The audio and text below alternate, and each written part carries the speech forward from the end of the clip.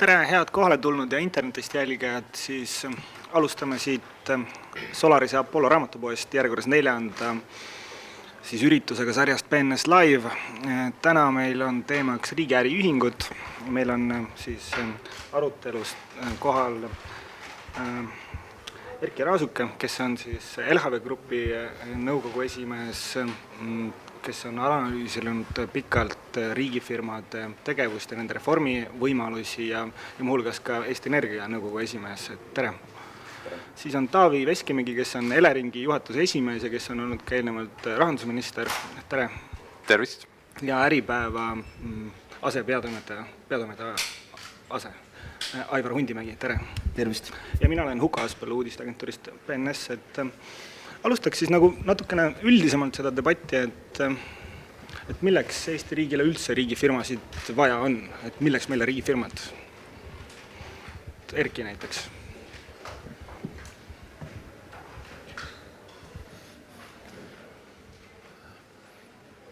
Jah, see on natuke keeruline sõnastus, nii nagu see küsimus praegu küsiti, sest ei ole olnud niisugust aega, et kus oleks tulnud hulk inimesi kokku ja otsustanud, et kas meil oleks vaja riigi äriühingud või mitte, need siis ühe pauguga loonud, et tavaliselt nii pole läinud.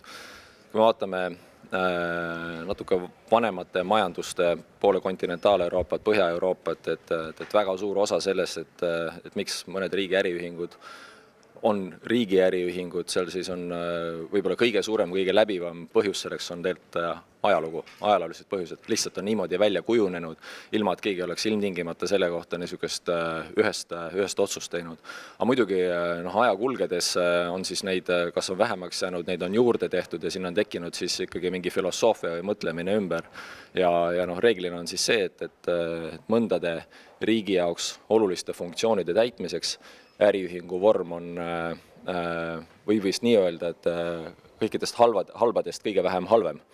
Et ei saa öelda seda, et äriühingu vorm oleks üldiselt riigi asjade toimetamiseks oleks väga hea vorm, aga just nimelt, et erinevatest halbadest on ta kõige vähem halvem. Ja seal on siis hunnik igasuguseid muid teemasid ümber, et on see siis riigikaitse, muu strateegiliselt oluline teema, on see mingite turutõrgetega seotud niimoodi, et ma arvan, see variatsioon on nagu päris lai, ja lõppkokkuvõttes on siis ühiskonna ja ühiskonda esindavate poliitikute otsused, et missugusena nad seda portfelli parajasti peavad. Hästi, aga Taavi näiteks on midagi lisada sellele? Jaa, ma natukene laiendaks selles mõttes, et eks Eestis tegelikult 90. aastate alguses sõnastatud sellise minimaalriigi ideest lähtuvalt on ju täpselt nii nagu Erki sõnastas, pigem nähtud, et riigi äriühing ja riigi äriühingu vajalikkust läbi sellise strateegilise infrastruktuuri. Ma siiski julgeks eriti nagu tänases päevas olla veidi ketserlikum. Ja siiski vaadata riigi äriühingut ja võib-olla riigi äriühingut, ütleme, riigi aktsia kui riigi vara natuke nagu teises perspektiivis ka. Ehk et minu meelest aktsia kui riigi vara ei ole selles mõttes ka saatanasteks riigieelarve tuluallikana. Et me kõik teame, rahvastik vananeb, eks ole, maksubaas läheb väiksemaks, et tegelikult ka aktsia kui riigieelarve tuluallikas võiks midagi olla sellist, mis on minu jaoks ideoloogiliselt täiesti aktsepteeritav. Et ma nagu ei tahaks kuidagi stigmatiseerida, et riigi äriühing a priori on halb. Et ma nagu kindlasti ei ole valmis ka, ütleme isegi tänases nagu taustsüsteemis, eks ole, mis on tekitanud siuke sense of urgency, eks ole, et kõik arvavad, et tuleks kohe kiirelt midagi teha, eks ole, praegu kindlalt risk minna nagu teise äärmusesse ära, aga minu meelest tuleks nagu ennast ohjata ja tõesti mõelda, et on ilmselt erinevaid osalusi poliitikaid, aga kindlasti ka üks selline osaluspoliitika eesmärk võiks olla teenida tulu eelarvesse, see tähendab loomulikult seda, et riigi äriühingud on hästi juhitud, aga ma arvan, et see ei ole nii, et riigi äriühing, mis peaks olema tingimata halvasti juhitud. Et ma arvan, et halvasti võib juhtida nii erakapitalipõhist avalikku kui riigi osalusega äriühingut, et see on pigem ikkagi juhtimiskvaliteedi küsimus. Ma tahaksin ka natuke oponeerida võib-olla, et Ole hea. Kindlasti on aktsia kui selline nagu mõnu siis, kuidas riigieelarvesse raha tuua sisse, et me räägime mingisugust umbes nagu Norra näidet näiteks, kus on riiklik investeerimisfond, mis investeerib igale poole üle terve maailma.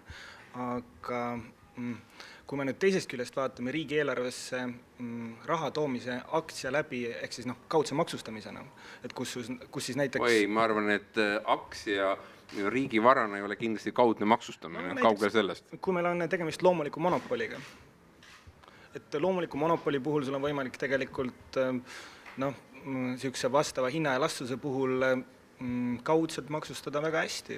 Siin selleks on meil olemas regulaator, Konkurentsiamet, kes sisuliselt siis peab selle tagama ja me võime öelda, et kas Eesti regulaator on piisavalt hea, ei ole piisavalt hea, eks ole, aga kindlasti see trend, mida me täna ka Euroopas näeme, on see, et ka kogu järelevalve tsentraliseerub, et ma arvan, et järelevalve, nii konkurentsijärelevalve, hinnajärelevalve näol on ikkagi nagu piisavalt tugev instrument, et riik ei ole siin ühes isikus, eks ole, et sisuliselt ise tegeleb majandustegevusega, ise teostab selle üle järelevalvet, et seal on ikkagi väga selgelt funktsioonid lahutatud, et ma saan aru, et väga lihtne on öelda, et riik on paha omanik, eks ole, nagu müüme kõik ära, aga ma arvan, et see on nagu liiga lihtne lahendus, et elu ei ole nii lihtne, et tõenäoliselt süsteemid toimivad tasakaalus, eks ole, tõenäoliselt on võib-olla parim lahendus mingi tasakaalustatud, et kui ütleme aktsia riigi varana, et on tõesti selline mingi hea kombo, eks ole, erinevate huvidega omanikest, mis tagab ühelt poolt sellise avaliku huvi esindatuse, riigi võimaluse tulu teenida, aga teiselt poolt ka siis efektiivsuse läbi tugeva omaniku järelevalve, ütleme on siis erakapitali põhiselt. On erinevaid võimalusi. Aivar. Mina ei tea, miks meil on vaja riigifirmasid, et ma arvan, et seal on mingi ekslik arusaam, et kui ta kuulub riigile, siis need funktsioonid või tegevused on kuidagi turvalised ja kõik asjad on korras, et see on nagu selline ekslik eelarvamus. Aga kui seda sama küsimust, mis sa küsida näiteks koalitsioonikõnelustel, keegi tuleb püsti küsib, et miks meil on vaja riigifirmasid, siis ma arvan, et üks vastus, mis kohe öeldakse, et sellepärast, et võimul püsida, sellepärast, et võimule jääda, sellepärast, et võimule saada, sellepärast, et raha saada erakondadele, et oleks, kes aitaks kampaaniat teha. Et ma arvan, et see on üks põhjus, miks meil neid riigifirmasid nii palju on.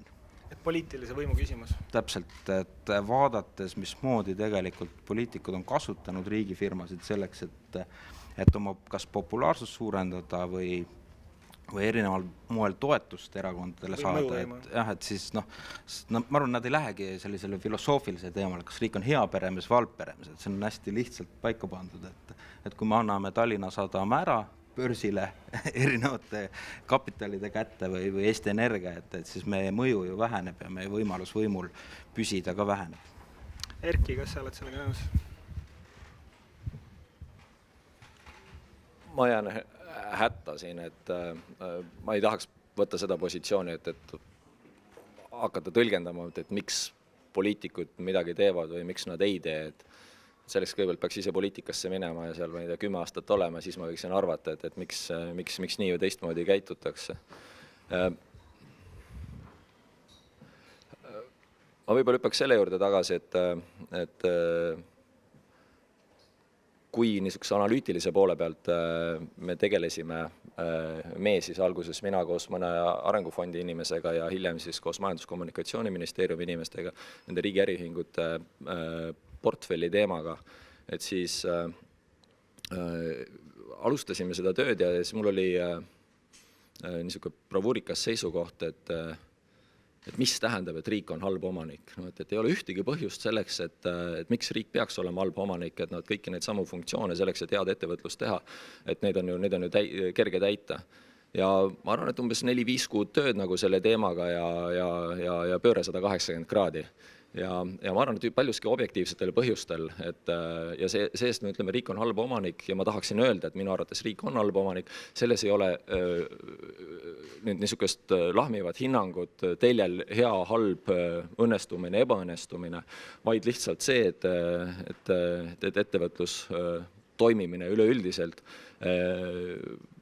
eeldab ka paljusi niisugusi omadusi või baasasju, mida riigil institutsioonina ja see, kuidas riik toimib, et on väga raske pakkuda, et seal on lihtsalt väga selge hulk piiranguid, mis ma ütleksin mitte nii, et ilmtingimata, et riik ei ole halb omanik lihtsustatud mõttes, aga mis takistavad riigil olemast paindlik, hea, ettenägelik omanik ja see paneb ta mingil kujul siis niisugusesse ebavõrdsesse positsiooni. Samas, nagu ma ennem ütlesin, siis paljudel juhtudel ei ole paremat alternatiivi. Tuleb võtta see ja proovida siis selle nii-öelda nagu algpositsiooniga, kas olla sellega nõus või mitte olla, ikkagi võimalikult hea tulemuse suunas. Aitäh. Taavi, ma tegelikult tahaksin sinu käest ka korra veel küsida seda, mida Aivar siin ütles, et see poliitilise mõjuvõimu koht on seal sees ja Erki ütles, et tema ei ole poliitik, sina oled poliitik olnud. Ja olen küll olnud, ei salga. Et kas sinu hinnangul on, või mis on sinu hinnang sellele asjale? Kas see riigifirmade rohkus on Eestis tingitud osaliselt sellest, et see on väga mõnus viis, kuidas poliitikas, ma ei tea, edukas olla? Mina austus, tegelikult ma ei nõustu sellega, mida Aivar ütles, eks omades seda 10 aastat poliitikas, millest Aivar siin eelnevalt kõneles. Ja ma arvan, et need asjad on tõesti nagu ka Eestis palju juhuslikumad ja palju ütleme, jah, ta on tõenäoliselt, eks ole, ta on erinevate nii-öelda sündmuste rada, eks ole, et tõenäoliselt, kui me vaatame nagu kas või tänast, eks ole, riigi nii-öelda osaluste portfelli, eks ole, siis seal ei ole mingit niisugust süsteemset loogikat, ei ole seal strateegiliste huvide loogikat, et me hoiame strateegilist infrat, ei ole seal niisugust tulu teenimise loogikat, eks, et ma arvan, et seda ei ole seal, aga minu meelest on nüüd üks niisugune ja eriti siin viimaste sündmuste valguses, aga ka varasemalt, eks ole, kus ma olen olnud alati teisel seisukohal, mis puudutab üldse poliitikute osalemist riigi äriühingute nõukogudes. Mina olen omades ka praktilist kogemust, ütleme, ettevõtte juhina, kui ma mõtlen, et mida ma tahan saada omanikult, mida ma tahan saada nõukogult, siis minu meelest on poliitikud nõukogu liikmetena, partneritena, ühed kõige paremad partnerid just selles loogikas, et nemad suudavad kõige selgemalt siiski sõnastada, et mida omanik ootab riigi äriühingut. Mina olen professionaalne manager, see on täiesti vale arusaam, et ma tahan ajada seal Eleringis mingit omat asja või ma arvan, et enamus nagu riigi äriühingute juhtidega on täpselt samasugune, nagu, et hea meelega tegelikult tehakse seda, eks ole, mida omanik ootab. Aga omanik peab suutma selle ootuse sõnastada. Ja minu meelest poliitikud nõukogudes on siiski ühed vähestest, kes seda suudavad mingil kujul teha. Minu meelest kõige suurem probleem nõukogudes, kui me räägime riigi äriühingute nõukogudest, ma nimetan neid kampkavalpäid, eks ole, suvalisi inimesi, suvaliste taustaga, jumal teab, kust välja tulnud, eks ole, tihti huvide konfliktis tegutsevad. Kelle puhul tõesõna, ütleme, ta ei suuda defineerida mitte mingisugust nii-öelda omaniku ootust äriühingule. Sest me ei vaja tegelikult äriühingu järelevalve nõukogus, ma ei tea, võtame Eleringi näite, me ei vaja, et oleks väga hea elektriinsener. Elektriinsenerid on meil endal olemas. Me ei vaja, et on mingi tohutu finantsist, eks ole, et meil on need finantsistid endal olemas või kui ei ole, palkame, eks ole. Me vajame tegelikult inimest, kes suudaks nagu defineerida, mida meilt äriühinguna tahetakse, selle strateegia kujundamise protsessis. Et kui nüüd räägitakse nii, et poliitikud tuleb nagu absoluutselt elimineerida riigi äriühingute juhtimises, siis ma arvan, et see ei ole tegelikult mõistlik plaan just selles loogikas, et kui nemad ei sõnasta seda nii-öelda poliitilist ootust, kes siis veel. Loomulikult seda saab jällegi oponeerida, eks ole, igas mõttes, valdusfirmad, kõik, ma väga toetan neid, aga ma tahaks nagu sõnumina öelda, et niisugune hästi absolutiseeriv nagu käsitlus, et poliitik riigi äriühingu juhtimise juures on nagu mingi niisugune halb, et see ei ole nii üks-ühene. Et siin Erki tähtis sõna ja tegelikult enam seda korra Aivar, aga ma siinkohal tahaksin ise ühe asja öelda, et asi, mida siin puudutada, on see, et tegelikult on nõukogude valikuprotsess ikkagi täiesti läbipaistmatu Eestis. Ja see kamp tarkpäid on täiesti, Kavalpäid ei julgeks alati öelda. Kavalpäid on täiesti arusaamatutel põhjustel saanud nõukogudesse ja tõepoolest, et poliitikute koha pealt sa tead seda, et seal ei ole nagu mingeid müstilisi huvide konflikte ja oma ärisid taga, eks ole. Et siin võib-olla see, millest sa räägid, on see, et me peaksime nõukogude valikuprotsessi ikkagi oluliselt läbipaistvamaks ja oluliselt selgemaks tegema. Ja väga palju on juhust, ma tahtsingi öelda, et väga palju on juhust tegelikult, et kellelgi ei ole niisugust tohutut plaani, et Eestis enamus asju on niisugune 2 sammu ja pealevise, eks ole, kasutades korvpalliterminid, et ma arvan, et seal on ka paljude juhuste kokkusaantumus ja kindlasti ta peaks olema süsteemsem, pole kahtlust. Ei ole mingeid juhuseid. Vaatame seda riigifirmade nõukogu koostamist. Kes seal on? Valdavalt, kui sa tahad saada riigifirmasse, sa pead maksma toetust erakonnale. Võtame selle nimekirjad ette, seal on erakondade suur sponsor, mõni üksik erand, eks, Erki, Eesti Energia nõukogu esimene seekord. Aga kui hakkame vaatama, kes sinna kuuluvad, see ei ole mingi juhuslik, et kuskilt keegi tuleb, mõtleb, et võiks kellegi panna. See on täiesti läbimõeldult on need inimesed sinna tulnud. Kui sul on olemas mingid ärihuvid, siis sa annad erakonnale raha, annad märku, et sa tahad olla selle riigifirma nõukogus, sa saad sinna ja juba vaikselt edasi toimetad. Me lihtsalt ei tea, et mis need huvid on ja kuidas nad realiseeruvad. Et see on nagu see probleem. Ja küsimus, kas poliitikud või mitte, et tegelikult seal on väga raske vahet teha, et kas näiteks Illar Teder, kes toetab Keskerakonda või Reformierakonda nõukogus olles, et kas ta on nagu poliitik või ei ole, eks, et kas ta ajab seal seda asja, mida tahab, et ka Reformierakond tahab, et aetakse või mitte, või võtame Sõõrumaa näited, eks, et ma arvan, et mina näen enamus juhtudel mitte, ma arvan, et nad tegutsevadki täiesti selles mõttes, ma olen sinuga nõus, hästi oma agendaga, eks ole, mis iganes see agenda on, sellest me midagi ei tea, mis on väga halb, eks, et seal ei ole niisugust koordineeritud tegevust, et keegi kuskil niimoodi tõmbaks niite, eks ole, kogu see niisugune marionettide nagu süsteem niimoodi liigutaks käsi ja jalgu, et seda 20 aastat Eesti riigis poliitiku, ametniku, riigiäriühingu juhina tegutsedes ma küll ei näe, et seda oleks või oleks ka kunagi olnud isegi. Aga Erki? Ma selles osas olen Taaviga nõus, et me ei peaks kuidagi demoniseerima väljendit, et poliitik nõukogus halb. Selleks on kindlasti, et me niimoodi ütleme, selleks on omad põhjused, aga ma arvan, et see ei ole päris asjakohane. Mis me ju samamoodi võiks öelda, et kokk nõukogus halb, autojuht nõukogus halb on ju niimoodi, et minu arust see läheb nagu sellest punktist mööda, eks ole, et püüdlus on see, et sul on professionaalne ja asjakohane nõukogu. Aga kus ma tahaksin üsna kõvasti vastu vaielda puht praktilistel kaalutlustel Taavile, et minu arust on see päris nagu hirmuäratav niisugune kombinatsioon, et kui mõelda seda, et on just toimunud nagu Riigikogu valimised, siis on, ma nüüd utreerin selgelt ja teen liiga ka, aga et on toimunud Riigikogu valimised, siis on moodustatud valitsus, siis on kuskil jagatud ära, et kes kuhugi nõukogusse läheb, arusaamatutel põhjustel need inimesed sinna maanduvad ja kui nüüd juhtkond tõepoolest vaataks nagu seda neid inimesi, kes neile just on nüüd nagu parajasti sealt läbi reisimas nende nõukogust sinna kohale tulnud, vaatavad neile suurte silmadega otsa, et teie defineerige nagu meile olemuslik mandaat, et siis ma arvan, et see oleks täiesti kohutav. Et jumal tänatud, et see päriselt niimoodi ei ole ja ma arvan, et see kunagi niisuguseks ka ei saa. Et siin on ikkagi, see süsteem peaks käima nagu teistmoodi ja valdavalt ju ka käib. Selleks on olemas valitsevad ministeeriumid.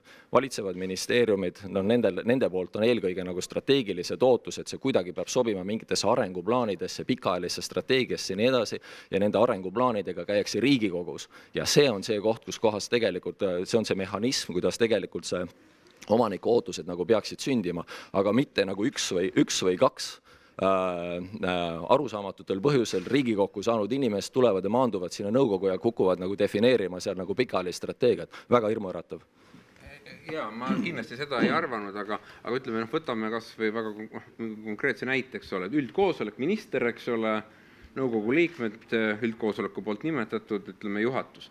Et kui on siiski seal, ja tõesti niimoodi võib-olla, kui seal on poliitikud, siis selgelt nad vähemalt omavad mingit arusaama, mida see üldkoosolek, mida see minister, kes siis poliitikat antud ministeeriumis teeb, mida ta arvab, mis ta suund on, mis ta eesmärk on, mida ta tahab, eks ole, sealt äriühingut saada ja ma ei arva, et see on niimoodi radikaalselt, et üks minister ja nii ei ole, jumal tänatud tõesti, ja selleks on nagu nii strateegiadokumendid äriühingu riigi tasandil olemas. Aga vähemalt need inimesed saavad aru, need inimesed, kes on linna pealt kokku kogutud, eks ole, ütleme niimoodi, tihti nad isegi ei tunne, kes üldkoosolek on, nad pole elu seest selle ministriga rääkinud, eks ole, nad ei ole ühtegi antud valdkonna dokumenti läbi lugenud, et nii nagu sa ise ütlesid, et ei ole nagu loogikat hea-halb, et niisugust mustvalget, eks ole, et ma ütleks niimoodi, et on paljudest halbadest valikutest siiski parim, et on veel palju halvemaid valikuid, eks ole. Kindlasti on ka võib-olla see parim valik, kuhu me tõenäoliselt jõuame, eks ole, et meil on mingid professionaalid, eks ole, kes sisuliselt antud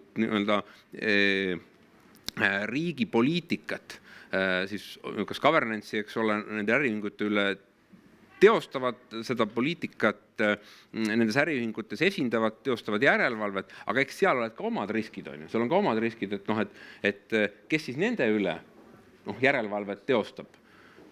Selles mõttes, et ajaloolist ekskurssi tehes, tõesti see idee Soome eeskujul teha siuke osaluste valdusettevõte, eks ole, oli kuskil 90. teisest poolest, ma 96 Rahandusministeeriumisse noore ametnikuna saabusin, siis oli ta laua peal. Mille taha ta jäi, on ju, kõigi hirm oli tegelikult see, et selle mõjuvõimu kontsentreerumine väga kitsa hulga inimeste kätte.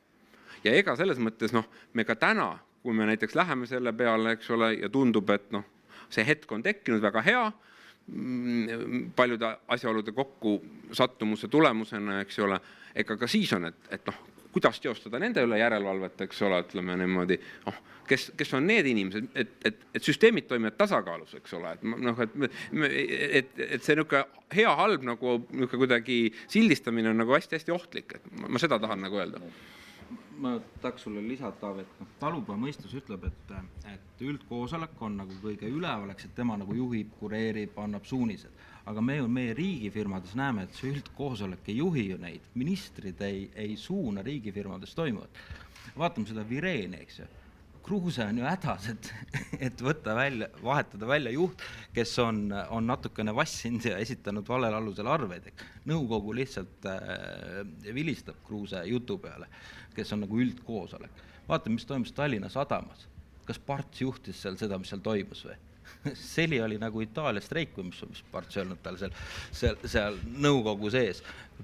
Ühte ütleb majandusminister, kes peaks andma selle poliitilise suunise, aga siis on olemas mingi grupp inimesi, kes tegelikult mingitel meile avalikkusele arusaamatul põhjusel tegutsevad sellele ministrile vastu, et see on see probleem, et me ei tea, kes neid riigifirmasid juhivad ja kes neid juhatusi kureerivad.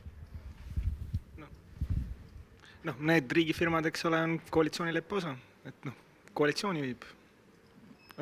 Et kui meil on tegelikult see Reformierakonna igavene loogika, et riigifirmade nõukogud moodustatakse vastavalt valimistulemusele näiteks, et kes saab rohkem hääli koalitsioonist, et see saab põhimõtteliselt parima valiku või parima firma endale võtta või et saab kõige rohkem nii-öelda, et poliitika.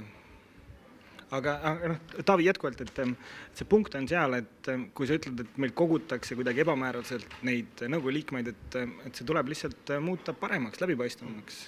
Ja ma sugugi ei taha vaielda, eks ole, selles mõttes minu meelest see kõige et kui ma tahangi jõuda või mis on minu hetke seisukoht, eks ole, et minu jaoks ei ole see, et kas riik oma osalusi äriühingutes või mitte ideoloogiline probleem. Minu jaoks ei ole see ideoloogiline probleem. Ma ei tahaks öelda, et üks on hea, teine halb, on ju. Et minu jaoks on see ikkagi puhtalt juhtimiskvaliteedi küsimus, eks ole, ja me jumala pärast teame Eesti erasektorist 10 väga halvasti juhitud äriühinguid, eks ole, ütleme niimoodi, et see omandivorm automaatselt ei eelda, et üks on hästi juhitud, teine on halvasti juhitud, et pigem minu meelest ongi nendest probleemidega tuleb tegeleda ja kindlasti järelevalve on kõige suurem probleem, eks ole, eks see, mida Aivar eelnevalt rääkis, et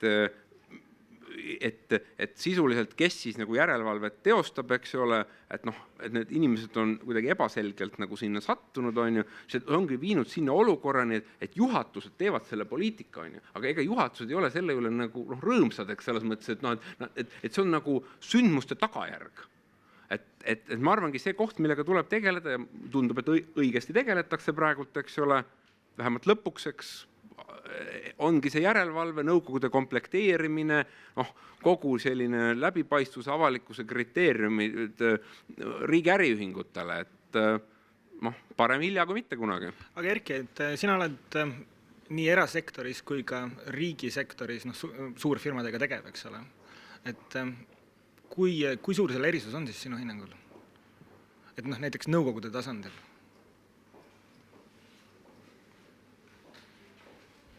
Mul on jälle raske kommenteerida selle koha pealt, et mul on riigi äriühingute nõukogus siis ainult 2 episoodi ja aga sa uurisid seda tegelikult?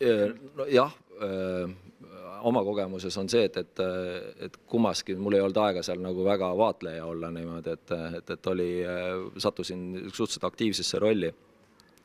Ma arvan, et ei ole nagu, ei ole olemuslikku probleemi, et natuke lihtsustada jälle, tuleme ikkagi nende konkreetsete nagu näidete juurde tagasi siis, et Estonian Air aasta 2012 keskel, pauk on juba käinud, osa sädemeid on juba lennanud, osa on veel nagu tulemas ja sellisel puhul ei ole vahet jällegi, et oled sa kokk, oled sa poliitik, oled sa kaevur niimoodi, et sul maja põleb niimoodi, et oli kiiresti komplekteeriti meeskond, see oli parajasti see, mis oli, minu arust oli nagu väga hea sats inimesi seal koos, kes pühendunult tegid oma tööd, sai juhtkonna vahetuse läbi viidud, sai ametiühingutega asju aetud, sai tagajalgadel seisvaid välispartnereid rahustatud ja kõik niimoodi, et ja seal ei olnud, kellelgi ei olnud või selles koostöövormis ei olnud nagu probleemi seda, et keegi kuskilt tuleb. Muidugi probleem oli nii suur, et seal ei saanud tekkida sellel hetkel, mis tegi asja lihtsaks. Kriisis ongi tegelikult otsused on reeglina üsna lihtsad. Et seal ei saanud tekkida mingisugust nagu teist agendat või niimoodi. Ja sealt ei olnud ka mitte midagi võtta, et mis ikka lähed sealt mingi telikut varastama või midagi muud, et võib-olla ma ei ole piisavalt loominguline, et mida võib-olla kõike seal saaks nagu teha, aga vähemalt, et see tundus kuidagi väga nagu teisejärguline olevat niimoodi, et ja mida ma olen näinud nagu rohkem, et mida ju osade riigi äriühingute puhul on, millest on ka räägitud meedias, on see, et kui nagu nõukogu ei ole võimeline töötama nagu meeskonnana, ma ei taha seda kuidagi absolutiseerida, aga kui seal sees on omakorda mingisugused oma huvid, see huvi võib olla isegi niisama nagu lihtne, kui lihtsalt kellegile nagu halba teha või haiget teha või midagi. Ja see tõesti teeb kogu selle seltskonna üsna düsfunktsionaalseks niimoodi, et siis on raske on meeskonda juhtida, eks ole, kui sul endal ei ole mitte mingisugust isegi sisendit sellele, et kuidas see meeskond nagu kokku pannakse. Et sa tuled, kui sa oled nõukogu esimees ja kui sa tuled nagu kaptenina, eks ole, kohale ja sul on 11 meest on sinna nagu platsi peale valmis pandud, eks ole, kellest võib-olla 6 vihkab 5, eks ole, niimoodi, et siis sa pead olema ikka üsna nagu kõva tegija, et sellest head asja saada. Nii et seda niisugust destruktiivsust olen ka näinud, aga sellel hetkel, kui akuutsed päevaprobleemid muutuvad piisavalt suureks, mida nad tänases Eesti Energias ka päris kindlasti on, õli hind on rohkem kui 2 korda langenud, elektri hind on olematu, lampe võivad kõik põletada, tehke seda kodus, hoidke tuled põlemas. Et sellest võiksime pikalt rääkida. Et siis jällegi jääb vähem ruumi tegelikult igasuguseks muuks niisuguseks nagu kõrvaltegevuseks ja suhteliselt erineva taustaga erinevad inimesed saavad vägagi konstruktiivselt koos töötada. Ma arvan, et mis on viimase poole aasta puhul Eesti Energia puhul päris kindlasti võib öelda. Minu arust on see olnud nagu väga-väga hea töö, mis on seal tehtud. Eesti Energia nõukogu on oluliselt paranenud siis peale seda, kui sa liitusid sellega?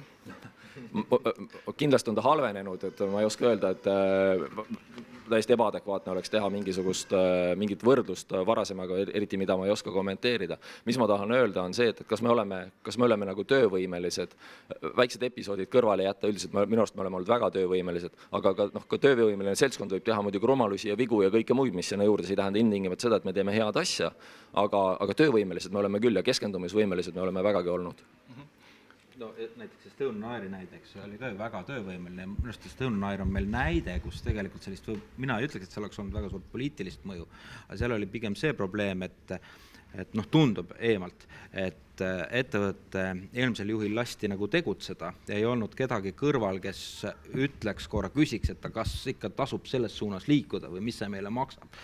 Ja see nõukogu, mis oli komplekteeritud ju enne seda, kui sina, Erki, sinna läksid, eks, kes Taskile ametisse pani, see ju koosnes väga erinevatest inimestest, seal on mingi poliitiline mõju, seal olid ettevõtjad, seal olid tippjuhi kogemusega poliitik, eks, seal oli peaministri majandusnõunik, tipptasemel analüütik, aga ikka läksid asjad vussi ja me nagu praegu lahendame seda üle investeerimist või vales suunas jooksmist. Aga põhimõtteliselt, kui seda asja nagu kuidagi kokku võtta, et siis kui praegu süsteemiga juhuslikult satub nagu õige meeskond õige ettevõtte nõukogusse, see on kõik hästi. Ja kui juhuslikult satub sinna mingisugune koostöövõimetu nõukogu, et siis lähevad kõik asjad katki. Juhuslikult ei satu riigifirmade nõukogusse keegi. No, mitte juhuslikult. Ma arvan, et see tegelikult on, küsimus ongi fookuses, eks ole, et kui on nagu piisavalt suur jama, siis ilmselt nagu hea tiim suudab fokusseerida. Kui piisavalt suurt jama ei ole, siis ilmselgelt kõik need inimesed, kas või samast Estonian Airi näite puhul, tegelesid kõigi muude asjadega, mitte Estonian Airiga. Ütleme, käidi söömas võileiba, eks ole, nõukogu koosolekul. Ja võib-olla parimal juhul loeti materjalid läbi, halvemal juhul ei loetud materjalid läbi, eks ole.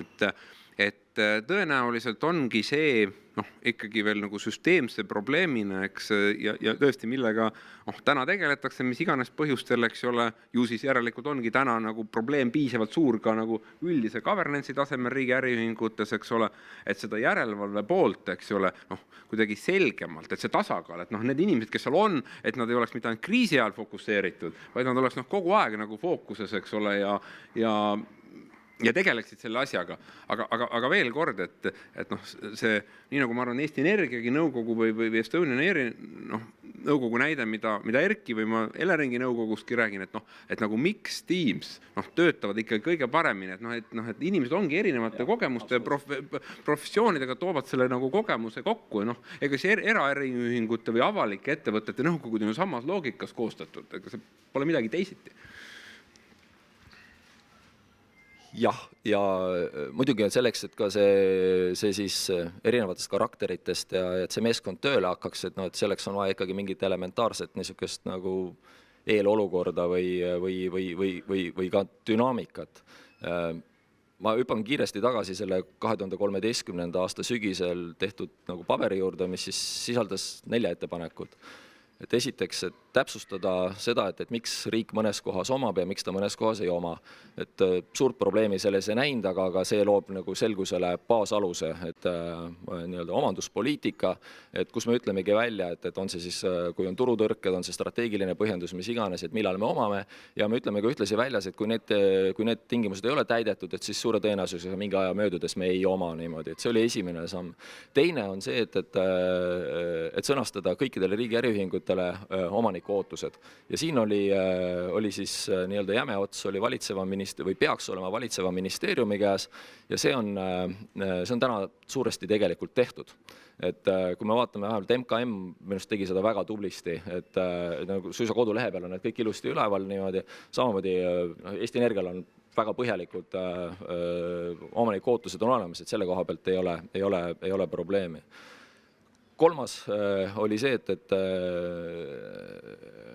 muudame, reformime, teeme täiesti ümber selle viisi, kuidas siis nõukogusi moodustatakse.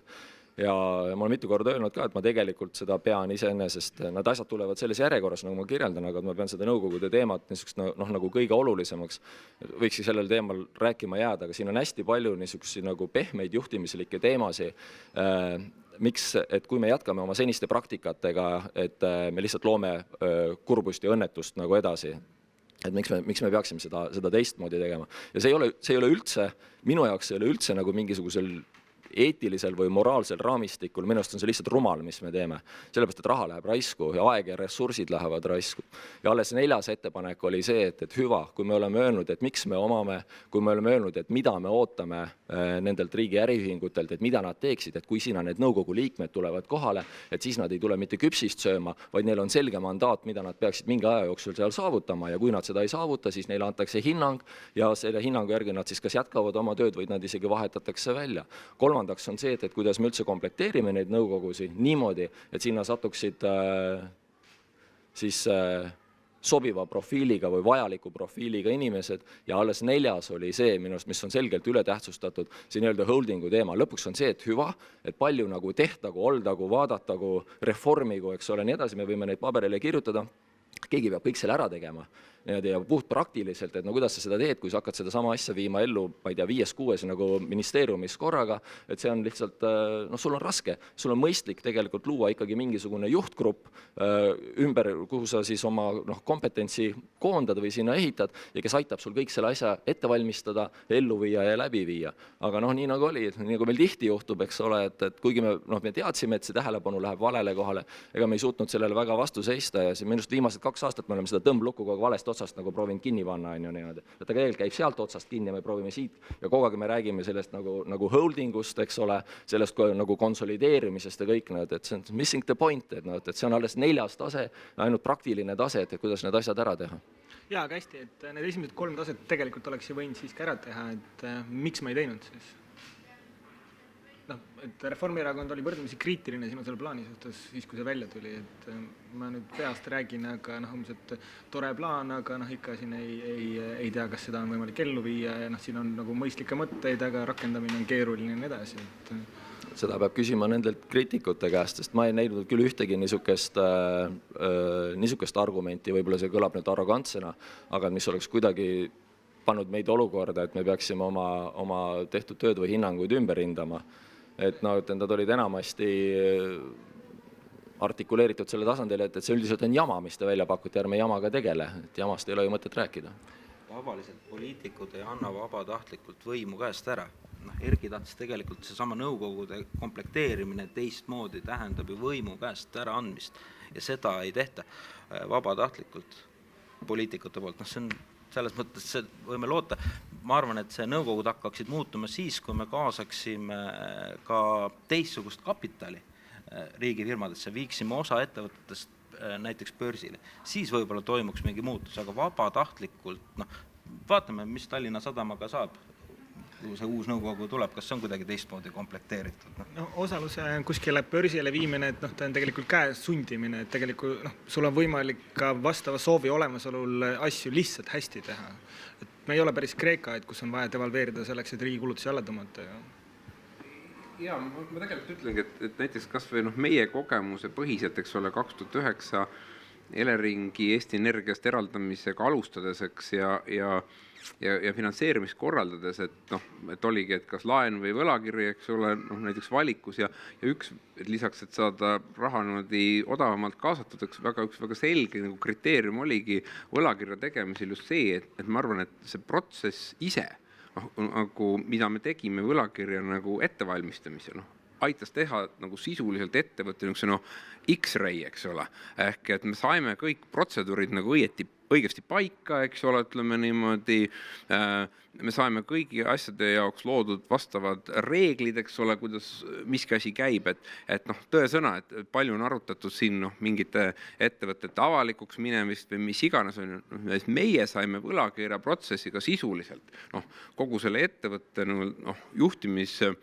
see süsteemi väga hästi paika. Loomulikult võib seda saada ka niisama ja tehagi ja tulebki teha, eks ole, aga see protsessi väärtus lisaks raha kaasamisele, eks ole, oli minu jaoks samaväärne see, et sai ettevõtte tegelikult koos pankadega, eks, tehtud tõsiselt korda, et täna ei ole, ma ise siin istun rahulikult, eks ole, et ma ei tunne, et mingid protsessid oleksid kuidagi käest ära, et me ei kontrolliks, mis toimub, on ju, et see on hästi oluline ja üks väga oluline filosoofiline vahe, kui me räägime siin protseduuridest ja erinevate asjade võib-olla siis erinevate süsteemide paikapanemisest, et kui ma mõtlen, eks vaatan kas või Eesti Energia, Tallinna Sadam, Elering, eks ole, kus ma näen nagu suurt kvalitatiivset vahet, eks ole, nagu järelevalve ja kontrollimehhanismis on see ja mis baseerub ka minu varasemal kogemusel, et kui me hakkasime Eleringi eraldi ehitama, eks,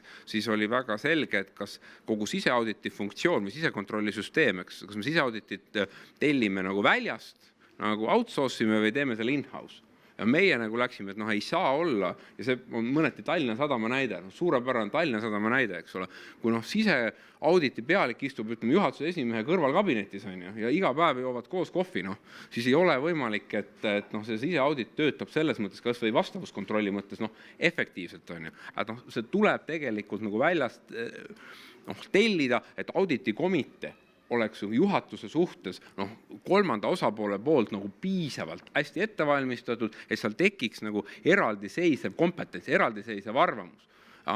See on üks nagu kvalitatiivne vahe ja mida ma selles nagu näiteks selles valdusettevõttes ka näeksin üks nagu selge väärtusena ongi see, et sisuliselt kogu nagu ütleme sisekontrollisüsteem tõmmata nagu äriühingutest välja ja viia valdusfirma tasemele.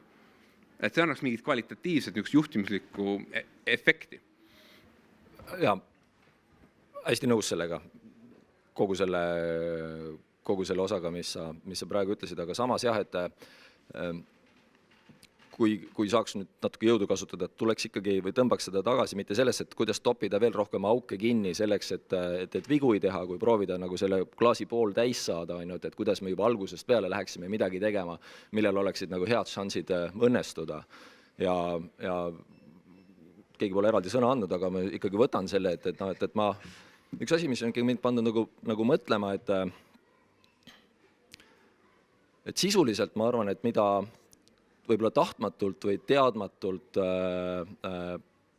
paljud siis nende nõukogude mehitamisega seotud inimesed teevad, on midagi sellist, et kujutate ette, et te olete noor kooliõpetaja, te lähete klassi ette, teil on suitsev paberross on näpu vahel ja te peate esinema 15 minutit nendele lastele suitsetamise kahjulikkusest. Ja siis vahepeal te kõhvite seda sinna nagu suitsu peale teha.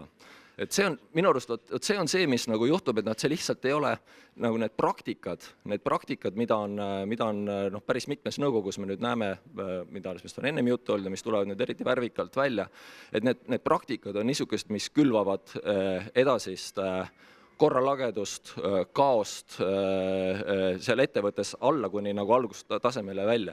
Selleks, et igaüks, kes, ma ei tea, kellel on oma ettevõte, et sa tead, et sa võid rääkida ükskõik, mida sa räägid, kõige tähtsam on ikkagi su enda eeskuju, tegelik eeskuju, see, mida sa tegelikult teed. Ja kui sa alustad nõukogu komplekteerimisega, ma ei taha öelda mitte ebaselgetel, vaid isegi nagu tugevalt kahtlustatavalt korruptiivsel tasandil niimoodi, et siis sa ei pea imestama, et õhtul töötajad lähevad koju, kellel on õlma all midagi niimoodi, et sellepärast, et see kultuur on kohe seal nagu paika pandud. Ja see on niisama lihtne, eks ole, me kasvatame lapsi, eks ole, me teame seda, et see on, ja kuidas me sellel nagu suures teemas, kuidas me seda läbi ei hammusta. Et kõik hakkab sellest pihta niimoodi, et missuguse sättumusega tegelikult need inimesed sinna nõukogusse tulevad, missuguse kultuuri nad kas tahavad või ei taha, aga mida nad tegelikult kehtestavad. Ja sellest ma arvan, et läbihammustamine ja siin ei aita nagu mingisugune järgmine sisekontroll, me võib olla maailmameistrid sisekontrollis, vastavuskontrollis, mis iganes on ju, aga kui selles suhtes tuleb nagu nõukogu esimees, kes on pandud sinna mingisuguse semupoliitika põhjal niimoodi, kes võtab oma jope, paneb nagu juhatuse esimeheks, kes toob oma jope sisse, eks ole, et see on lootusetu niimoodi, et meil on väga palju õnne selleks vaja, et see ettevõte kuidagi normaalselt toimiks. Kaunis metafoor selle kohta on see, et me ei vali kirurgi endale selle järgi, et on nagu hea sõber. See kõik hakkabki suhtumist peale. Jälle üks detail lihtsalt, millele tasu üldistust, aga Eesti Raudtee kunagine nõukogu koosseis. Rahandusminister oli Jürgen Ligi, kes siis seal neid pidi nagu nimetama ja tagasi kutsuma ja ta oli nagu väike Matroosov, kes kaitses finantskuriteos kohtu all olevat Haabelit, et mitte teda sealt Eesti Raudtee nõukogust ära tagasi kutsuda, et ta seisis selle eest, et see mees peab seal olema. Finantsinspektsioon üks riigiasutus uurib, on saatnud kohtusse prokuratuuri, nüüd on juba süüdi mõistetud, et tal on tõsised kahtlused finantspettuse osas ja teine rahandusministri rollis olev lihtsalt ütleb, et see mees sobib sinna, see peab seal olema, me ei saa seda sealt ära võtta. See on saaks niimoodi, et lihtsalt juba eetilisel tasemel, et kui sul on mingi kuriteo kahtlus, et siis sa riigifirma nõukogus ei ole, see oleks juba samm edasi. No sul on ju vaja riigifirma nõukogus inimeste vahetamiseks uusi poliitilisi kokkuleppeid ja miks neid sõlmida ja et kõik on tüütu ja raske ju, et see on selline, nagu ta on. Aga tundub, et kui me nüüd räägime siin sellest plaanist, sinu plaanist ja sellest, mida peaks muutma ja võiks muuta, et hetkel me siis oleme teel sinna suunas. Et majandusminister Michael läheb homme siis valitsuse kabinetiistungile uue kavaga, mina seda kava ei ole näinud, sellest on võimalik teada ainult nii palju, kui on meedias selle kohta Michal rääkinud viimaste kuude jooksul, et kas see võiks nagu piisav olla või ma ei tea, kas olete jälginud seda üldse? Ma olen saanud seda kokkuvõtet lugeda ja ei ole nüüd see, et ma siin lava pealt annaksin mingisugused ja-ei nagu hinnanguid sellele, aga tundub väga asjakohane ja mõistlik olevat.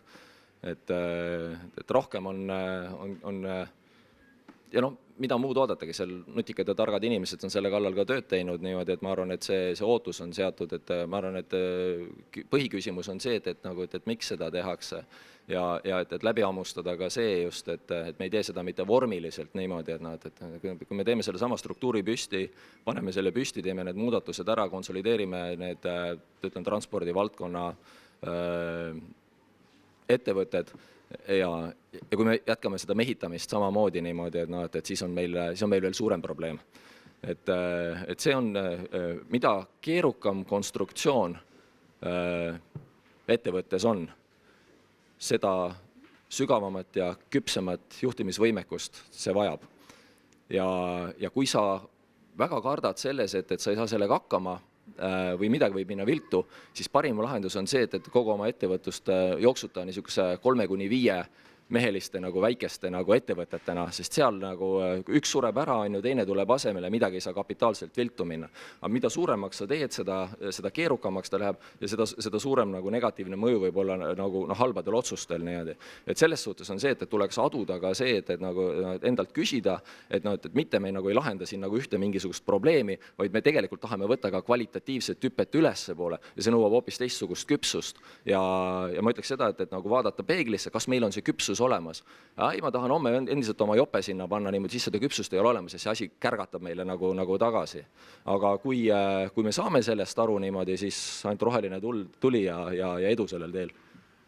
Ja minu meelest sellel plaanil on veel üks positiivne omadus on, et eks siin on ju räägitud, isegi ei mäleta, Erki, kui teie seda paberit tegite, et ka siis oli juttu kõigi osaluste ühe valitsemisüksuse alla viimisest või mitte, aga see plaan, mis praegult on Majandus-kommunikatsiooniministeeriumist välja tulnud, et esiteks ta on nagu valitsemisalapõhine, mulle meeldibki seda käsitleda mõneti kui nagu pilooti, eks ole, just selles loogikas, et mida Erki siin eelnevalt rääkis, et kas me oleme ikkagi nagu kultuuriliselt küpsed, eks ole, sellise struktuuri nagu jooksutamiseks, et me liigume kuidagi samm-sammult, et ikka tohutu risk oleks ja tohutu vastutus oleks see, kui me nüüd nagu paneksime kõik osalused ühte kohta ja ütleksime, et need 10 inimest ongi nüüd need, kes sisuliselt kogu riigi osaluste portfelli valitsevad, et ma arvan, et me ei ole selleks küpsed. Et selles mõttes niisugune samm-sammuline pilootide põhiline lähenemine, et on iseenesest nagu õige ja tasakaalustatud. Ja siis me näeme ka, et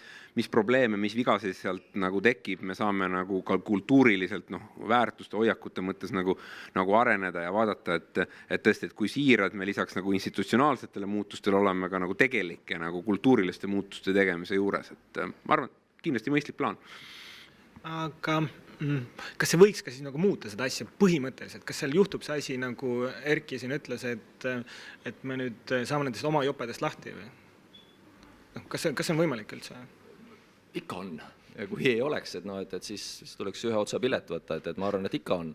Ja kõik need viimatised sündmused annavad hea tõuke selleks, et ma tuletan meelde ühte kohtumist, ma arvan, aasta oli 2012, kui me külastasime Soome nende riigi äriühingute seda konsolideerivat keha, siis, mis asub seal peaministri office'is ja selle juhti, kes 10 aastat oli selle asjaga tegelenud, hästi tugeva akadeemilise taustaga ja siis andis meile nõu ja rääkisime taustast ja üks küsimusi oligi meil see, et kuidas te olete selle saavutanud, et teil on nii-öelda nagu töörahu, et te saate ilma segamata neid nõukogu liikmeid määrata nii-öelda merit-based või siis oskuste ja kogemuste põhjal.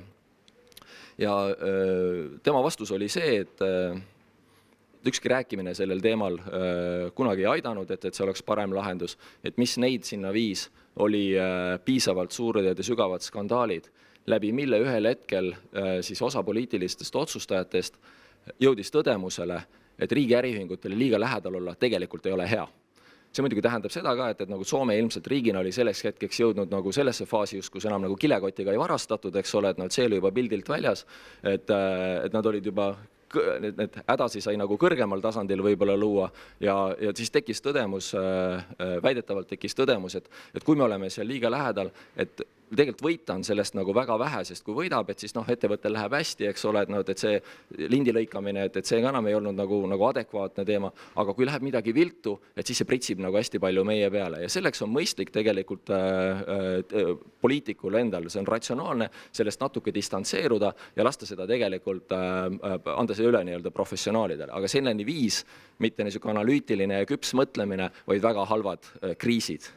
Ja ma küsin enda käest nüüd seda, et kas see, mis meil praegult käes on, et kas see on üks selline, kas see on piisav selleks, et meil tekiks nagu sama tõdemus, võib-olla veel mitte, et kui mitte, siis me näeme sama nagu tangelit siin veel kestmas mõned aastad ja me lihtsalt jääme ootama, millal järgmine rahmakas on, aga ükskord me sinna jõuame. Ootame lihtsalt paremat kriisi, suuremat veel kriisi. Aivar? Ma arvan, et nagu sellise PR-i mõttes on praegu Michalile ja Reformierakonna väga oluline, et nagu mingid muutused toimuksid. See on nagu siin kevadel hakkas liikumine toimuma haldusreformi suunas. Aga mina olen liiga kaua ajakirjanikuna töötanud ja nendest asjadest kirjutanud, aga minu arust on 3 asja, mis tõenäoliselt, ma arvan, et kahjuks järgneva 4 aasta jooksul ehk selle Riigikogu ajal ei muutu Eestis paremuse poole. Need on riigifirmade juhtimine, haldusreform ja pakendiäris toimuvad pettused. Et need on 4 aasta pärast ka üleval, sest Reformierakond ei taha nende asjadega tegeleda sisuliselt. Ma ei ole nii kindel, et Reformierakond taha nendega tegeleda, sellepärast et mulle tundub, et see Majandus- ja Kommunikatsiooniministeeriumi kava on ikkagi ellu viidamas. Kuigi ma saan aru, et IRL koguneb täna kell 4 selleks, et arutada, et kas nad toetavad seda või nad tahavad midagi muud sellest, või tahavad kuidagi rohkem hõlmavat kava või et üldse poliitikuid ei oleks nõukogudes või et kui ta nüüd ei jää koalitsiooni sisse kuidagi kakluseks, et kui suure reformi me teeme, et ma näen küll, et ta võiks mingisuguse ellu. Mina tahaks ka, et see läheks, et ma eksin, aga ma lihtsalt ütlesin, Kusjuures ma arvan, et sa eksid, ja mitte nagu optimistina, aga ma arvan seda, et see järgmised 3 või 3,5 aastat on piisavalt pikk aeg, et kõigis nendes teemades me saame veel kõvasti sugeda vahepeal niimoodi ja tänu sellele, et ma arvan, et see pakendiäris toimub, et see lendab kildudeks mingil hetkel, et see haldusreform, et see lihtsalt muutub nagu nii koormavalt raskeks meile, selle mittetegemine, nii et ma oleks pessimistlikult optimistlikum. No, aga nüüd me räägime ainult ka korruptsioonist, selles mõttes, et tegelikult siin on nagu see teine aspekt veel, mis selles MKM-i plaanis sees on mitmetest ettevõtetest loobumine ja mitmetest osalustest loobumine. Et tegelikult me ikkagi vist tõmbame hetkel või hetke plaani kohaselt riigifirmade hulka vähemaks maha. Et meil peaks ju müüdama ära andmevara, vähemalt suur osa sellest andmevarast, mis on siis üks Sotsiaalministeeriumi haldusalavetes ettevõtetest, Eesti Teed, Eesti Post on räägitud, eks ole, et nüüd meil jääb neid ettevõtteid tegelikult... Eesti Lotto on räägitud või? Eesti Lotto kohta on ebaselge. Kollast värvi on tal need reklaamid ja asjad. Eesti Lotto on parasjagu uus kontorihoone valmimas, Minu meelest riigi äriühingute müügiga on küll nagu see, eks ole, et siis tulekski vaadata nagu, et ma nagu odavad välja müükinud, et nagu ükses nagu kuidagi sellises, et okei, et nüüd kõik müüme need maha, on ju, ja minu meelest nagu tuleks case by case vaadata, et kus ikkagi selles mõttes nagu ka selle müügi juures, et riik oleks hea omanik, eks ole, et mis hetk on mõistlik müüa, eks ole, kuidas on mõistlik müüa, eks, et ma ütleks, et ma ei tahaks võtta seisukohta üldse, et müüa, mitte müüa, eks ole, ütleme, aga aga minu meelest ka see müügistrateegia, et kui me oleme rääkinud, et juhtimine on olnud ebaprofessionaalne, siis see müük ise tuleks nagu selles mõttes nagu teha nagu professionaalselt, eks ole, ja jumal hoidku, et ta ei jääks sellisesse niisugusesse poliitilisse kaklusse, nagu me siin Leviraga oleme näinud, eks ole, aastate jooksul, et see on nagu selgelt ebaprofessionaalne, eks, et nii ei tohiks teha, eks, et vähemalt selles aspektis siis oleks riik nagu käituks nagu müüjana, kes oleks professionaalne, saaks aru, mida ta müüb, kuidas ta müüb, eks ole, et see on ka nagu üks asi, nagu, mida silmas pidada, et ei ole nüüd, et tehakse list, eks ole, tehke linnuke taha, mida te osta tahate, eks, et ma nii ei tohiks seda teha ja selle eelmise teema juurde ma ütleks ka võib-olla nii palju, et mina oleksin ka ikkagi selgelt nagu optimist, et see teema on nagu kuidagi aasta-aastalt see valmis oleks sellega teemaga tegeleda, ehk siis nagu riigi äriühingute juhtimise parendamine, et see valmisolek on minu meelest aasta-aastalt kasvanud, minu meelest on täna niisugune kristalliseerumise hetk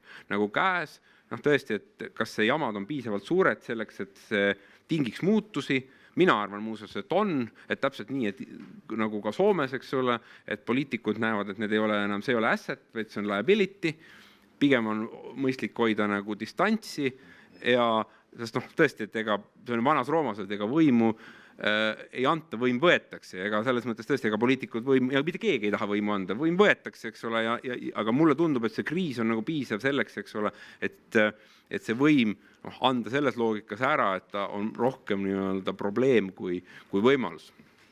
Siin on veel omati muidugi selline erakordne juhus, et poliitiliselt oli Kristen Michalil võimalik valmistuda selleks olukorraks ilma selleta, et ta oleks sellest otseselt vastutav. Tal oli mitu kuud aega see plaan võtta Majandus- ja Kommunikatsiooniministeeriumis kujundlikult sahtlist välja, see nagu kohendada vastavalt sellele, kuidas ta asju nägi ja siis ise mitte sellest Tallinna Sadamast toimunust liiga pihta saanuna tulla nii-öelda lahendusega välja. Super ju. Aga nii peabki tegelikult selles mõttes, et vastavad ametkonnad informeerisid, ta sai ette valmistada, minu see on ju väga hea, minu see näitab üks, nii peakski olema. Siin on palju juhuslikult seest tõenäoliselt või ajastuste mõttes, aga selles osas meil võib-olla on praegu vedanud. Kõik nõustavad maga? Muidugi on vedanud, et asjad välja tulevad, et see on nagu jumal tänatud, et see kindlasti muudab ja puhastab midagi.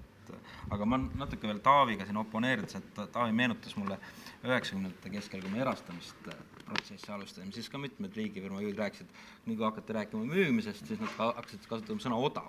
Keegi juba öelnud, et me odavalt peame. Ei, ma ütlesin selles mõttes, et ma ei taha anda hinnangut, on ju, ma tahan nagu öelda, et see protsess, ütleme nüüd Levira näide, eks ole, viimane näide, selgelt nii ei peaks see käima, eks ole, ütleme, et nii ei tohiks, eks ole, et sisuliselt on protsessiga jõutud kuhugi maali, siis, eks ole, valitsuskabinet koguneb iga nädal, arutab, kas teletorni müüa või mitte müüa, eks ole, ütleme, nii ei peaks asjad käima, et kui siis tehakse otsus, siis tõesti nii-öelda tehakse seda kuidagi professionaalselt, et ma ei taha, ja see sõna odav, ma ei anna kuidagi hinnangut või see ei olnud minu plaan. Me peaks need ettevõtted, me võiks vaadatagi funktsioonipõhiselt, et mida riigil vaja on, a la äriregister, kas see peab olema riigi korraldada, et see võiks samamoodi olla sisse ostetud erasektori käest või riigi kinnisvara või vanglate teenus. Et selles mõttes me oleme tänu sellele kunagisele ebaõnnestumisele Narva elektrijaamadega ja tänu sellele poliitilisele kapitalile, mis osa erakondi selle vastu sõdides said, et oleme nagu hakanud kartma seda nii-öelda erakapitali kaasamist, aga võib-olla oleks aeg sellest hirmust üle saada. No ma ei tea, et iga selle näitega, mida sa mainisid, et on erinev seis. Kui me alustame elektrijaamadega, et siis me oleme elektriga minu meelest vähemalt funktsionaalselt hoopis teistsuguses keskkonnas, kui me olime toona. Et täna on Eesti Energia ikkagi vabal turul põhimõtteliselt, et meil on päris palju ühendusi ülejäänud regiooniga ja selles mõttes ei ole tegelikult enam sellist loomulikku monopoli kohta, miks teda ei tohiks erastada. Kui me räägime Riigi Kinnisvara Aktsiaseltsist, siis meil Riigi Kinnisvara Aktsiaseltsi nii-öelda loomine tegelikult on veel pooleli. Et Riigi Kinnisvara Aktsiaseltsi eesmärk on ikkagi koondada kogu riigi kinnisvara ühte kohta ja seda ei ole veel tehtud. Et kui me oleme selle lõpuks ära teinud, miks mitte? Et siis võib-olla peaks selle eristama, et mis asjad on kuidagi regionaalpoliitiliselt olulised ja mis asjad ei ole, aga selle hetkel kindlasti. Et siin Eesti teed, selle erastamine on juba täiesti konkreetselt päevakorras tegelikult, sellepärast, et ettevõte tegeleb vabaturu teenuse pakkumisega, mille puhul ei ole mingit põhjust seda riigi omandus omada. Ja mulle tundub, et see mõtlemine on jälle läinud nagu liikuma, et vaatame üle selle asja. Et ma ei näe selle üldse probleemi iseenesest. Kõigega hästi nõus jälle. Küll lükkaks näpu püsti just selles, et kui me räägime nüüd jälle, et missugused ettevõtted me võiksime müüa ja kuidas teha seda või kuidas teha teist. Ma arvan, et ülitähtis on see, et meil ei hajuks tähelepanu selles, mis on kõige rohkem viltu. Et meil on väga lihtne ennast ära koormata igasuguste niisuguste 3. ja 4. kategooria tähtsuse tehingutega, kas andmevara müüa või mitte, ja meil jälle vajub nagu pilk ära selle pealt, et mis tegelikult on nagu süsteemis viga. Süsteemis viga on tegelikult see, et me mehitame ettevõtted, nende ettevõtete juhtorganid viisil, mis ei luba nende ettevõtete juhtorganitel olla legitiimne ei oma töötajate jaoks, ei vastaspoolte, partnerite ega kellegi jaoks, ja sellega me loome kaost. Ja ma arvan, et sellest tuleks alustada. Ja kõik muu on selles, kui palju neid riigil on, kas on rohkem, on vähem, millal me midagi ostame ja müüme. Minu arust see on nagu nii 2. ja 3. järguline. Ja ma natuke pelgan seda, et kui kõik need nagu teemad tõusevad nagu vahuna üles niimoodi ja me tunneme, et me sahmime siin järgmised nagu 4-5 aastat niimoodi, et me tegelikult selle kõige olulisema asja jätame lahendamata. Las need ülejäänud asjad ootavad, need teed lahenevad ise. Sellel hetkel, kui me saame selle juhtimisprobleemi või väljakutse lahendatud, paljud asjad hakkavad lahenema iseendast. Küsimus selle, et kas me saame, kas see on võimalik üldse? No ega me tagurpidi seda asja ka ei lahenda, muidu me paneme järgmised 5 aastat siin seda vankrit hobuse ette kogu aeg niimoodi ja see ei hakka meil mitte kuhugi liikuma. Et kas me siis loome eraldi tippjuhtide värbamiskomisjoni riigifirmade nõukogudesse? Ei, selleks ei ole vaja mingit niisugust väga tehnilist või keerulist asja, et alustaks ikkagi sellest, alustaks läbipaistvusest. Läbipaistvus on see hea komme, et kui sa teed ka mustad asjad läbipaistvuseks, palju mustust kukub iseenesest kohe maha niimoodi, et enam kuidagi ei saa kuhugi millegi külge klammerduda. Et alustaks sellest, et kõik järgmised nominatsioonid nõukogusse kaasnevad siis selle määrava ministri poolt selgitusega. Valisin Aivar Hundimäe andmevara nõukogusse tänu sellele, et tal on niisugused oskused, tänu sellele, et on tegemist ausa ja korraliku kodanikuna ja muuhulgas minu kui üldkoosoleku ettepanek on ka see, et ta saaks valitud selle ettevõtte nõukogusse. Ja samas, kui teda sinna määrates, on minu kui valitseva ministri ootus, et temale järgneva 3 aasta või 4 aasta jooksul need, et selle ettevõttega saavutatakse niisugust asja, täidetakse omaniku ootused ja nii edasi. Selles tee niisugune pressiteada, pane see asi välja. Me teame selles suhtes, keegi ei pea silmi pööritama, et huvitav, kuidas see Hundimägi sinna nagu andmevarasse nagu ilmus, ühel päeval tuli kohale, sai natuke küpsiseid, ja siis hakkas mingid asju ajama niimoodi, et me teame, see minister selgelt väljendas, pani ta sinna paika niimoodi nende ootustega niimoodi ja teeb samamoodi järelevalvet selles osas, et kui need ootused ei saa täidetud, me kõik vaatame seda 1-2 aasta pärast, siis ta vahetab Hundimäe välja sealt niimoodi. Et meil ei ole vaja nagu mingisugust keerulist struktuuri niimoodi, see ongi läbipaistvus, vastutuse võtmine niimoodi. Jaa, aga see süsteem, mida sa kirjeldad, oleks kindlasti parem kui see, mis meil praegu on, ma üldse absoluutselt ei vaidle sellega, aga ta ei võta ära kõiki riske laualt, et meil jääb ikkagi mingisugused poliitilised riskid üles. Ei võtagi ja selles suhtes, et ega siis hästi moodustatud või hea praktika järgi moodustatud nõukogu või juhatus ei tee meil iseenesest edukat ettevõtet võib sellest hoolimata võib pikali minna, aga me oluliselt vähendame juba algusest peale mõndasid neid põhjuseid, mis võiksid selle ettevõtte pikali või raskustesse ajada. Et ma tahaksin öelda, et head juhtimistasandid annavad ettevõttele võimaluse olla edukas, aga nad ilmtingimata ei tee teda edukaks. Et sellest suhtes me ei peaks ka üle seda nagu müstifitseerima, et see lahendabki kõik ja edasi on meil nagu suurepärast ettevõtted. Ei ole, endiselt tehakse valesi äriotsuseid, nagu asjad jooksevad vasta seina, eks ole, turukeskkond muutub, eks ole, minnakse pankrotti ja kõik muu, mis sinna juurde käib, kuigi seal on võib-olla olnud maailma kõige paremad inimesed koos. Aga seda ei peaks kartma, et me tulevikus eksime, aga lihtsalt praegu on probleem selles, et need eksimuse, osa eksimuste põhjuseid saaks ära kaotatud ja just läbi selle ettevõtete parema juhtimise. Et see sama ju Tallinna sadama näide, et kuidas üldse tekkis Allan Kiilil võimalus oma hinda niimoodi üles ajada, eks ju, seal Poolas või võib-olla ka Türgis või ma ei tea, kus rääkides. See oli ju sellest, et kõigepealt nõukogu hakkas protestima, venitama nende praamiotsustega lihtsalt seda lükati edasi, sõiditi nagu ministrile vastu, kuigi oli poliitiline suunis antud. Ja siis juhtkond ütles, et ei, me ikka ei taha sellesse ärisse minna ja nii edasi ja ühel hetkel toimus mingi muutus, eks, kus Tallinna Sadama juhtkond, nüüd me oleme valmis praamid ostma, no tõenäoliselt saadi hinnas kokkuleppele kuskil ja nii see asi tuli. Et selles mõttes oleks nagu oluline, et need asjad oleks nagu läbipaistvamad, et see nõukogu ei sõdiks või osa nõukogust ei sõdiks selle nii-öelda poliitilise vastutaja vastu. Meil on aega teha konkursse ja nii edasi, kõik need protsessid on läbipaistvam. Täna on Allan Kiili võlu seisneski selles, et tema äriedu oli selles, et Tallinna Sadama nõukogus ühel pool oli Parts ja teisel pool oli Seli ja nemad kaklesid. No Seli jäi üldiselt peale, aga kui sa nendest praamidest räägid, et siis tegelikult ei ole ju põhjust, mille pärast Tallinna Sadam peaks praamiliiklusega tegelema. Tegelikult ei olnud mingisugust põhjust selle jaoks Tallinna Sadamat kuidagi nii-öelda sundida praame hankima, sundida nagu seda lepingut tegema, välja arvatud see, et Leedoga oli läbisaamine halb ja Leedo oli selline põhjus oli ikkagi selles, et majandusministeerium mingil ajaetapil oli veendunud, et on võimalik seda teenust saada odavamalt.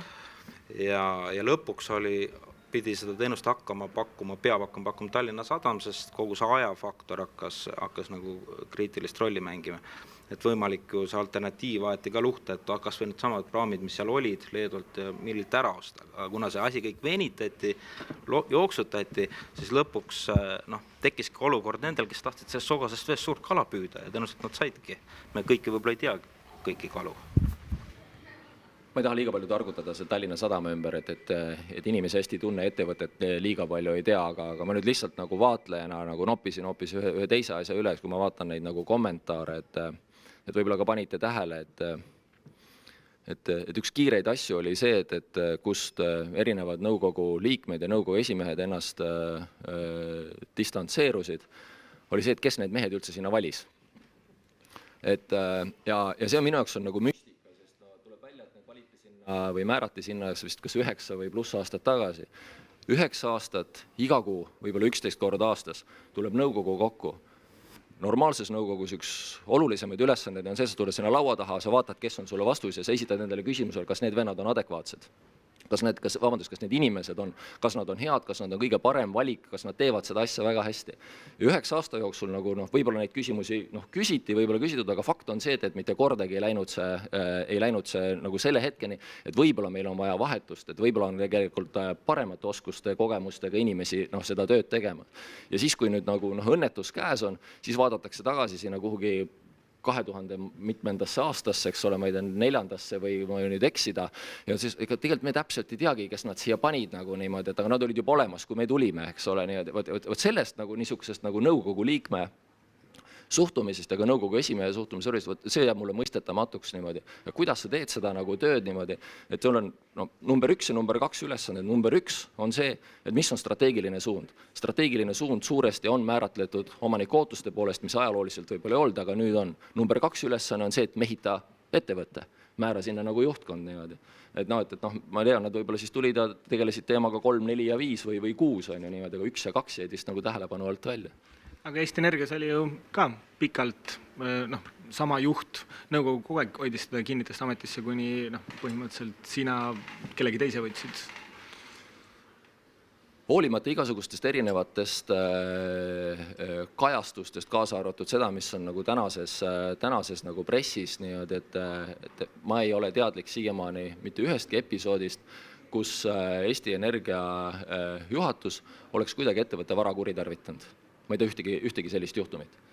Et on tehtud erineva õnnestumise tasemega juhtimisotsuseid, aga selles ei ole näinud ei korruptsiooni, ei ole näinud varastamist, ei ole näinud vara kuritarvitamist.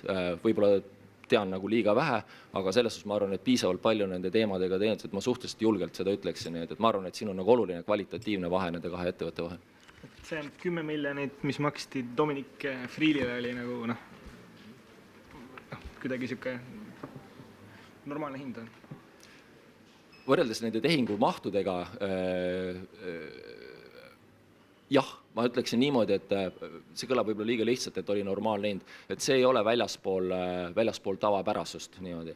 Erinevad ettevõtted, erinevad juhtkonnad võivad valida ja see on natuke rohkem niisugune stiili ja lähenemise küsimus, et kas sa delegeerid rohkem tööd või vähem tööd välistele konsultantidele. Maitse asi. Mina eelistaksin võib-olla natuke rohkem maja sees teha, see tähendab seda, et rohkem kulusi on maja sees. Ja ka kindlasti on see, et kui sa oled enda mõtted suuresti valmis mõelnud, et sa tahad nagu professionaalset nõu saada ja siis sa kasutad ka väliseid konsultante. Siin oli tegemist väga komplekssete tehingutega ja seal on seotud ikkagi nende tehingute nagu sõlmimisega, ostude ja asjade nagu konkreetsete ikkagi õnnestumisega, sest ost toimus ära ja seal oli edukustasu sees. Ja oma varasemast taustast vaadates on see, et konsultante on alati kasutatud.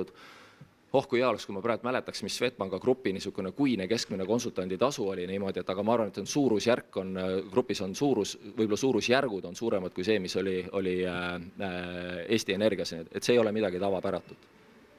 Taavi, kas sinu nagu selline tugev energiatunnetus või energiaturu tunnetus ütleb, et see on ka umbes midagi sarnast?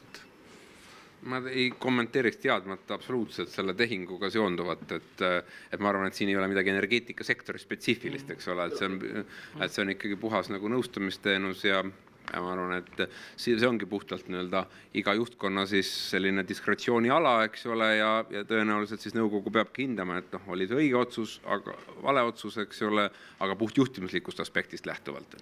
Aga jätame selle siis võib-olla natukeseks, et aga üldiselt kas teie hinnangul on võimalik midagi nagu sellist väga palju konkreetsemat teha riigifirmade juhtimises, et sellist korruptsiooniriski märgatavalt maandada?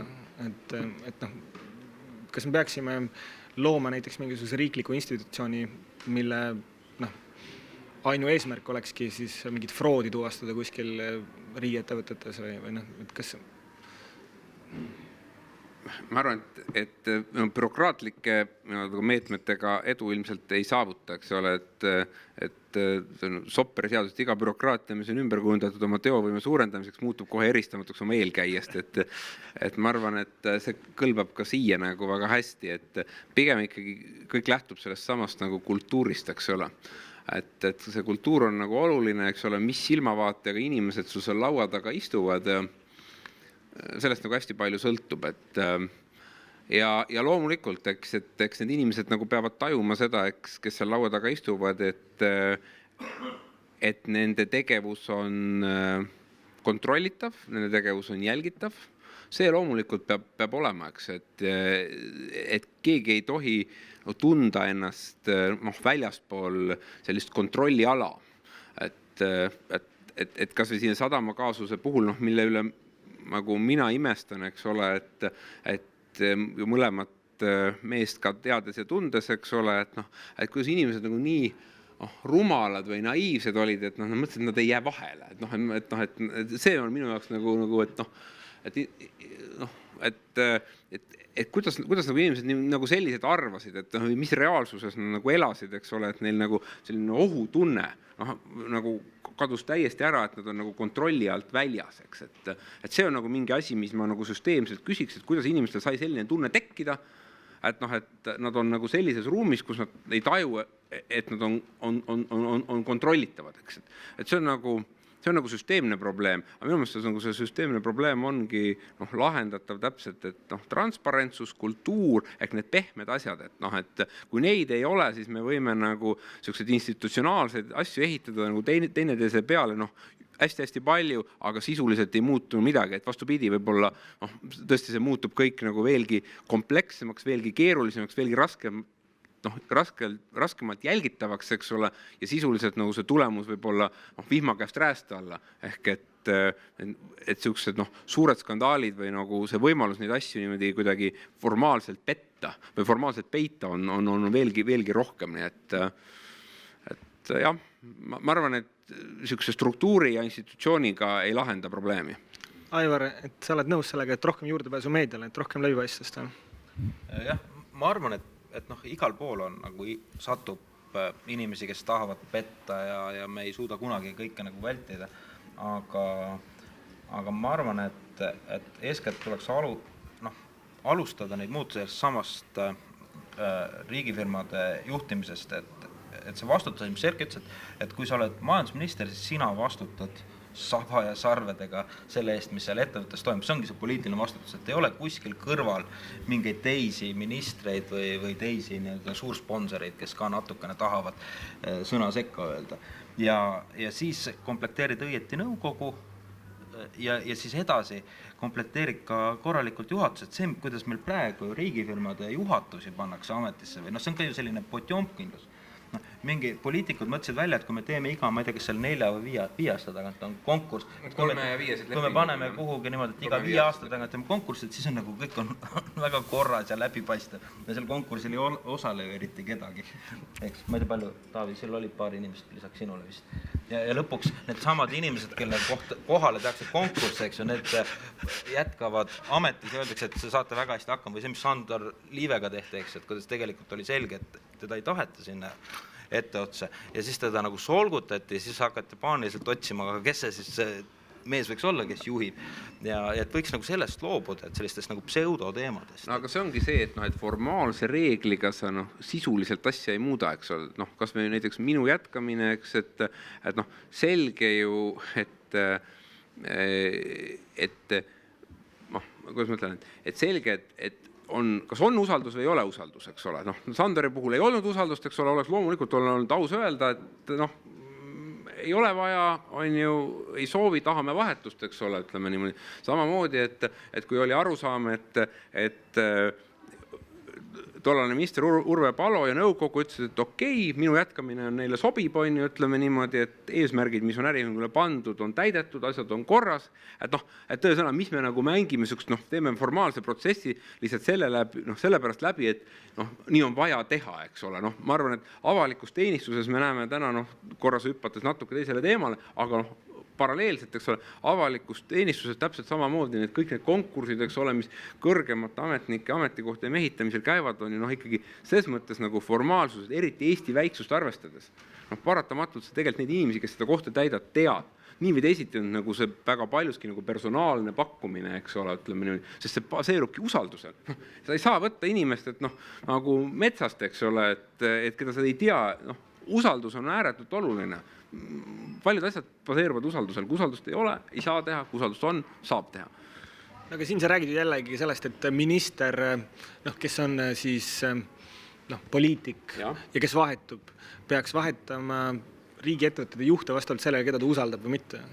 Ma arvan, et vaata, siin on nagu üks asi ongi nõukogu, eks ole, mis on seal vahel just sellepärast, eks ole, ütleme, et kes peakski sisuliselt ühelt poolt nagu hoidma seda kontinuiteeti ja stabiilsust, eks ole, ja teiselt poolt siis nagu vaatama, mida siin Erki rääkis, eks ole, niimoodi regulaarselt juhatusele otsa, et on mehed veel jätkuvalt adekvaatsed, et on sära silmas, eks ole, ja et ega nad nagu kogu aeg vasakule ei vaata, eks, ja loomulikult ka sõnastama nagu strateegia, et loomulikult me ei saa nagu, aga seda ma küll, miks ma ütlesingi, et minu meelest ei ole nagu poliitikud nagu olemuslikult halvad nõukogus, et miks nõukogud, eks ole, et tõesõna, ega siis poliitika nõukogus, eks ole, kui tal on mingid professionaalsed oskused olemas, eks ole, tõesti avalikult põhjendatakse, miks ma nimetan selle inimese sinna nõukogusse, mina ei ütleks a priori, et poliitik ei tohiks kuuluda nagu nõukogusse, eks ole, kui see üldkoosolek teda selgelt nagu usaldab. Mul ei ole sellist arvamust. Ma olen hästi nõus, ma isegi toetaks seda, et suure riigi äriühingus, kui seal on 5-6 inimest nõukogus, et ma arvan, et see on suisa vajalik, et seal oleks kas 1 või 2 inimest, kellel on väga korralik poliitiline taust, kogemus, avaliku sektori ja poliitika, see ettevõte ainult võidab sellest. Kas ja kui palju ta peab olema nagu tegevpoliitik, ma arvan, et see on natuke rohkem niisugune nagu nüansi küsimus. Aga meil on ju, me tegelikult näeme ka niisugesi näiteid, et Meelis Atonen, eks ole, et küll tõmbas tagasi, ma arvan, võib-olla valedel põhjustel, ma arvan, et see oli kaotus tegelikult süsteemile, et ma arvan, et suurepärase teadmisega ja ma arvan ka igati ennast nagu tõestanud. Kus meil veel on Toivo Jürgenson, minu arust praeguses niisuguses kapatsiteedis minu arust teeb ka nagu head tööd, ma ei ole küll selle hinnangu andja, aga ta täidab mingisugust nagu väga selget rolli niimoodi, et taas, aga jah, küsimus ongi selles komplektis, eks ole, 11 väravavahti ei mängi head mängu, et meil on vaja head miksi.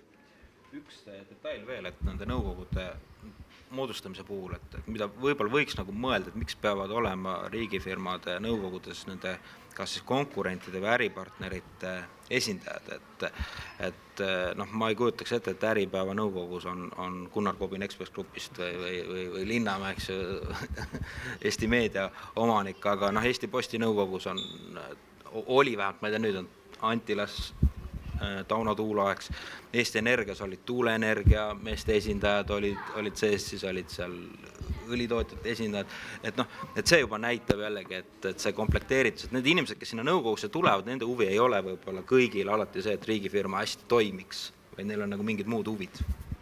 Aga põhimõtteliselt, kui seda kuidagi, meil hakkab aeg ka vaikselt otsa saama, et kui meil nagu seda vestlust siis kokku tõmmata täna, et siis võiks öelda, et tegelikult meil tundub, et asjad võivad liikuda hetkel õiges suunas enam-vähem, et meil on vaja rohkem läbipaistvust, rohkem selgust ja ka kindlust, et kes kannab vastutust, kes vastutab. Et ei oleks nagu Tallinna Sadamas siit nähtus, et nõukogu tegelikult ei vastuta, minister ei vastuta, keegi ei vastuta justkui. Et selgust, läbipaistvust, vastutust. Kultuurimuutust. Sõnaga kindlalt edasi. Hästi. Aga jah, aitäh kõigile kuulajatele siin ja siis ka Postimehe vahendusel. Aitäh arutelus osalejatele.